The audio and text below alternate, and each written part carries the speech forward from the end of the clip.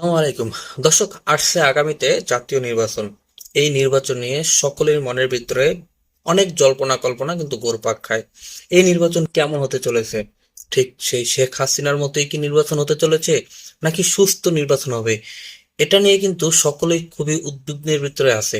তো এবার বাংলাদেশ জামাত ইসলামের আমির ডক্টর শফিকুর রহমান তিনি নির্বাচনকে কেন্দ্র করে বিএনপির উদ্দেশ্যে বেশ কিছু কঠোর ভাষায় হুঁশিয়ারি দিয়ে একটা বক্তব্য দিয়েছে। আজকে আপনাদেরকে সেই ভিডিওটি দেখাবো।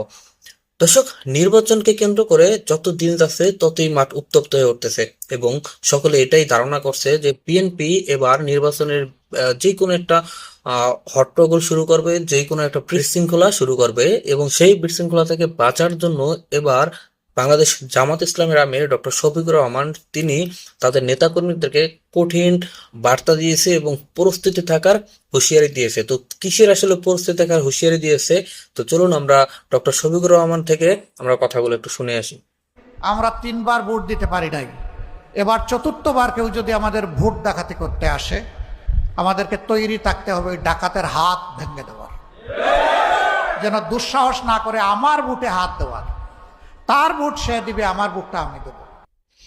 দর্শক, আপনারা এখানে জামাত ইসলামের আমির ডক্টর শফিকুর রহমান সাহেবের কথাগুলো শুনলেন। দর্শক, এখানে তিনি যে বক্তব্যগুলো দিয়েছে সেটা রীতিমতো বিএনপির জন্য একটি কালো অধ্যায় হতে পারে। কারণ বিএনপি তারা যদি নির্বাচনে জনগণের ভোটে ঠকে যায় এবং তাদের যদি মাঠ পর্যায়ের অবস্থান খারাপ দেখে, তাহলে তারা নিশ্চিত নির্বাচনের দিন কোনো একটা হট্টগোল করবে, কোনো একটা বিশৃঙ্খলা সৃষ্টি করবে এবং সেটাকে প্রতিবাদ করার জন্য জামাত ইসলামের লক্ষ লক্ষ নেতাকর্মীরা মাঠে প্রস্তুত থাকবে। এবং মাঠে কিভাবে প্রস্তুত থাকবে সেটা কিন্তু তিনি এখানে বলে নাই, সেটা অবশ্যই আপনারা বুঝে নেবেন যে বিএনপি কে মোকাবেলা করার জন্য আপনার কিভাবে মাঠে প্রস্তুত থাকতে হবে।